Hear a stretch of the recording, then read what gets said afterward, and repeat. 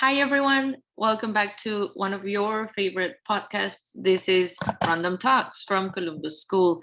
Here, we want you to practice your listening skills. You can also practice your speaking if you want to be one of your guests. And, well, first of all, I'm Teacher April. Nice to see you all again. And with me, as usual, is Teacher Charles. Hello, guys. How's it going? It is going great. How are you doing, Teacher Charles? So far, so good. Interesting morning today.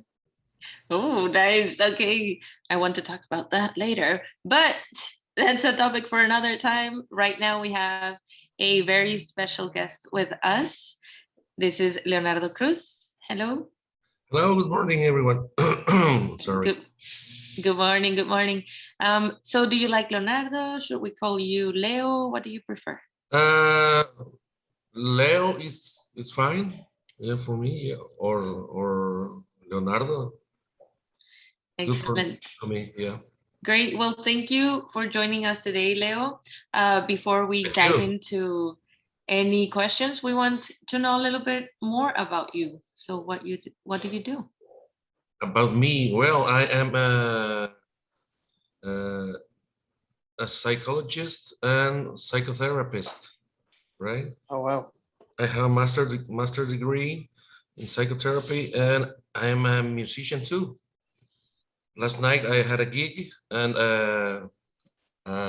well, I went to sleep by 3 in the morning, right?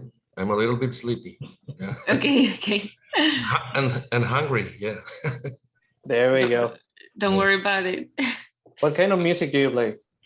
Kind of music right now I am playing rock en español, Latin American rock. Mm-hmm. Yeah. All right. Pop rock, some oldies, yeah, rock, classic rock. Mm-hmm. I mean, yeah, and well, now it's what I'm playing. Nice. And what instrument do you play? I'm a drummer. I play the drums. Nice. Yeah, I started playing in 1993. Yes. It is a good workout, right? To play the drums. Yeah. Sometimes I end up a little bit sore. Mm-hmm. Sore. My hands and my shoulders right now feels sore. Yeah. All right. Very good. I have a question. Like, what's your story with English? How did you come to learn English? Well, I remember when I was a kid listening to music, right? And trying to what's the word? Imitate or Yeah. yeah. And well, I guess I started with English, but later, when I was about 15, I took lessons, yeah, here in the university, in the local university, UABCS, and I had 5 levels. Mm-hmm. Am I right? 5 levels or 6? I don't remember. It was a long time ago too, in the 90s, right? So, well, I started with English. I started like this, right? Nice. So you already had experience with English when you started studying to be a psychologist, or it was during that time that you perfected your English? I don't know. I started studying psychology later. Okay. Right? Okay. About year 2000, right? I moved to Mexico City, I went to school there.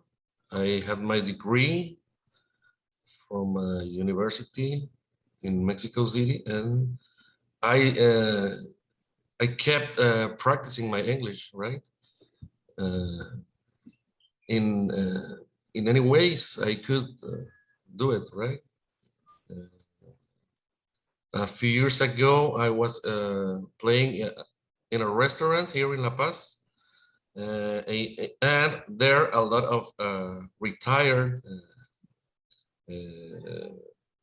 Americans attend to the gigs for dancing and dining and drinking some drinking, right? Yeah, doing some drinking, of course. Yeah. So you get in touch with them, right? And get to talk with them, right? So you need to be very perceptive and with your listening skills very cute, right? Yeah, you need to be very skilled to have those. But at the end of the day, those type of interactions are very interesting, right? Whenever you have a simple conversation and natural one. That's why whenever we have our students and we try to tell them how important it is to not worry about preparing too much a speaking activity or something like that, because normally you really learn whenever you have natural conversations, whenever you're not forcing. That's right. And at the end of the day, not all, natural conversations are not scripted. So you don't know what you're going to be asked, you don't know what you're going to get. So that's right. the thing. That's right. One thing is theory and the other thing is practice, real practice, right? In the real world, like, I don't know if it's well said that, but well, that's what I think. Yeah, I agree with that phrase also, because we try to create like an environment during classes, right? And we want to make it scripted and that is for the students to feel more comfortable, right? Become natural by repeating it over and over again. And yes, in the real world, well, you're not going to follow a script, but you already feel natural with the phrases that you practice in the script in the classroom. Does it make sense? Yeah, it is. Sure, yeah. And I guess that happens with other people around the world trying to learn other languages, right? Of course. From English to Spanish, or Spanish to German, or French, or I don't know. Yes, completely agree. Or Spanish with Mexican Spanish with Spanish from Spain. You know what I mean? It's different. Yeah, The it is idiom, very different. and the words. Yeah. Yeah, going back to the band and everything, I wanted to ask, because you were saying earlier the type of music that you guys play, Yeah. but can you name a few of the songs that you play with your band? Okay. The song that I enjoyed the most by now, I mean, is Rock and Roll from Led Zeppelin. Yeah. All right. Okay. I like to play it a lot, you know. Rock and Roll from Zeppelin and other. There's another song I like very much to listen to and to play, Bailando Solo by the Bunkers. Okay. I like it. And Mineral from Prefiero Fernández. It is pop songs, but they are very well made. You know what I mean? I know you can listen to these songs with your earphones, and you can hear a lot of details about the production, you know, and it's very enjoyable, right? Well, and from the musician standpoint, would you say that those songs are like very complete regarding the music and how you play it? Because you normally, I mean, when you're playing an instrument, in this case, it's not the same listening the whole song as just a listener as to play it with your band and everything. So in this case, do you enjoy the song or playing it? Both, I guess both. I can enjoy just listening to any music, from opera, classical music, jazz, blues, even sometimes reggaeton, but the old reggaeton, Okay. not the reggaeton from these days, right? I'm talking about 20 years ago, 20 years reggaeton, yeah. Okay, Don Omar, Daddy Yankee, all times. Yeah, all of those. Yeah. La Gasolina, and there is like the grandfathers of reggaeton in the 90s, the General, but let's take care with that lyrics, no, of that music. Right. Okay, not recommending for younger audiences. Right? Yeah. Okay. Well, I have played the cumbias, and when I was living in Mexico City and going to college, well, I worked with wedding bands too, right? Okay. In Mexico, we call them grupo versátil, no? Mm-hmm. For weddings or other social parties. Yeah. Mm-hmm. Yep. Yeah. Okay. All right. So there's I'm interested in how do you think English has influenced your career as a psychologist? Can you repeat the question, please? Sure. How English has influenced your career as a psychologist? Okay. Yeah. Well, right now I'm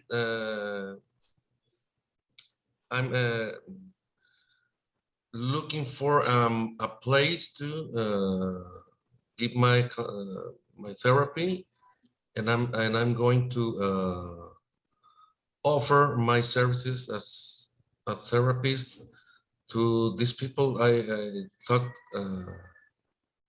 a few minutes ago, right? And English has influenced my career in psychology. Like, well, you need to read sometimes you need to read papers or books that doesn't have the Spanish version, right? Okay. It's a powerful tool that you can use anytime you need it. So it's important to have it, right? So you're a therapist, right? Yeah, yes, I am. So have you ever had an opportunity to have a patient who is fully English spoken? Not yet. All right. Not yet, but I'm eager to do that, right? To give therapy with a person, English-speaking person entirely, right? Mm-hmm. Yeah, I mean that widens your array of opportunities in Yeah, your field, that's right. right? And also, if it goes good, I mean, you can have more recommendations with the same community or something like that. That's right. So Yeah. you kind of create a relationship with clients, right? Like whenever you are so often with them, right? You kind of know what's going on in their lives, right? And they have like certain degree of, they trust the psychologist, right? Right. That's a basic principle for us with the trust and the confidentiality, right? Yes, that's correct. That's important, very important, right? Yeah, part of keeping the professional, Yeah, information. Mm-hmm. And I want to know, Leo, about your journey. So how did you figure out that you wanted to be a psychologist? Well, it was in high school. I was like 17 or 18. I took my classes in high school, and I was, I guess, inspired to know more about psychology, right? And I said, well, what I'm going to do, I I play drums already, and I would like to be a musician and tour worldwide. The dream, right? Yeah. But I I think I always had this scientific interest too, right? So I decided for the mind, right? And the human behavior too, right? So I had uh, to make up my mind, and what do you want, right? To be a musician or to be a psychologist? Well, I can be a musician, and to be a psychologist, you need to go to college. So I went to college, right? But kept playing, right? Kept taking lessons and taking and playing. Yeah, practice makes uh, makes you better, right? Of course. For English, for music, for whatever you want to do, right? Practice and studying. It's important. It's theory is important. So is practicing, right? That's what I think. Yeah.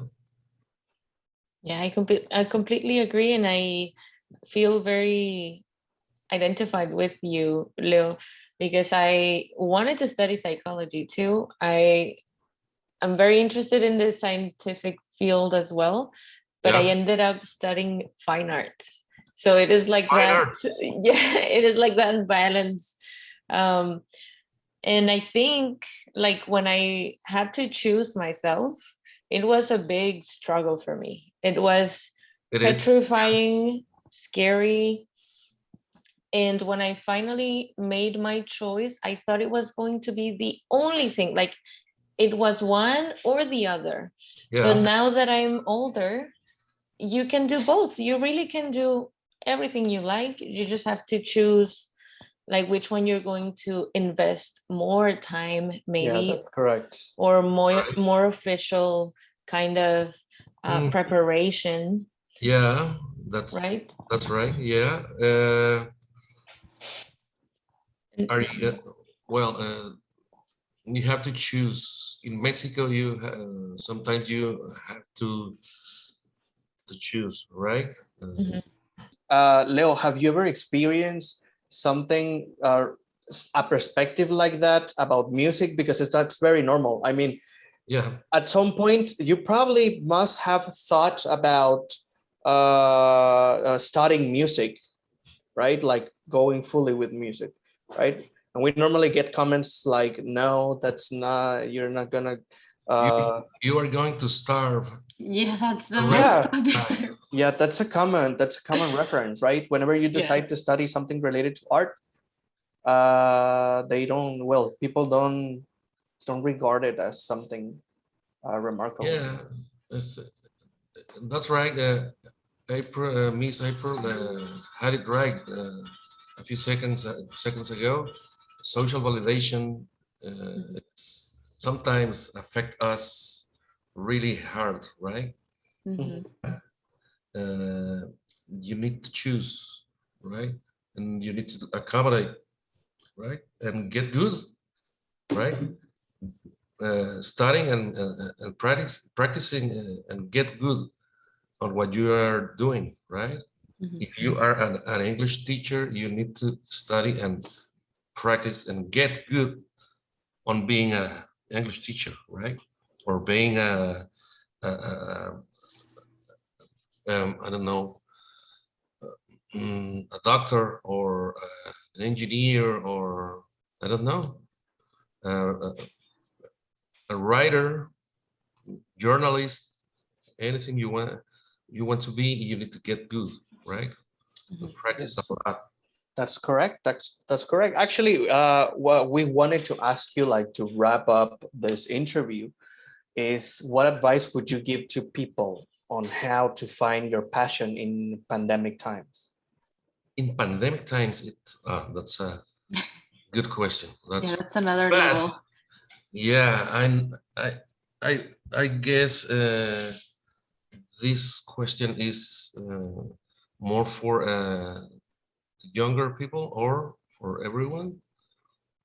I know it's never too late to do what you really like to do, right? But I That's the thing. guess now in pandemic times, but I guess you have now all the information in the world uh, in the internet, you know. Yeah, in your pocket, pretty Yeah, in much. your pocket. Literally. That's right. And I guess you have always have this dream, and when you were a kid, no, I want to be this or that.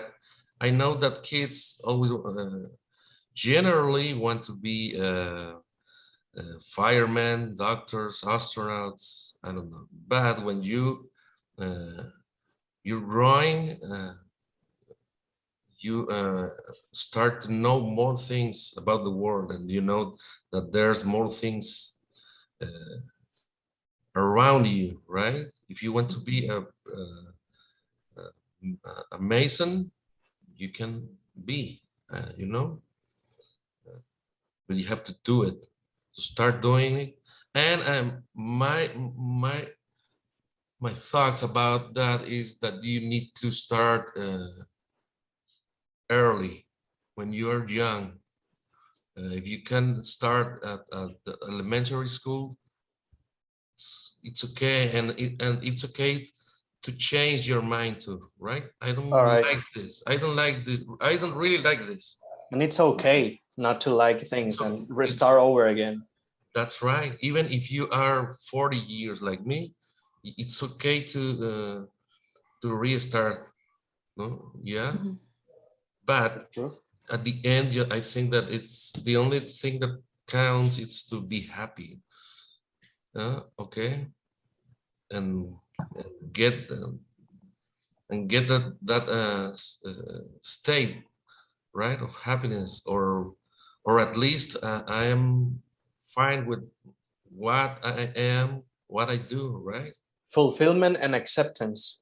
Mhm. That's right. Yeah, I'm okay to enjoy Preach. to enjoy the journey, says Miss Midori. Yeah, Yeah, of course. Yes. life's short, you know, and time passes really, really fast. Yeah. So, well, but about the question, yes, I guess I think that you need to start as young as you can, right? So you get better and better through the years, right? Yeah, Mhm. definitely. But it's okay if you start at your 40s, right? Of course, of course. Yeah, there's a common, understanding of things that we're running out of time, and there's a social pressure that life must be accomplished or fulfilled in your 20s or something, when we are ignoring that there are years after 30. So that is something very remarkable. Thank you very much, Leo. Thank you very much. We appreciate it a lot, and we are really glad to have you as a guest today.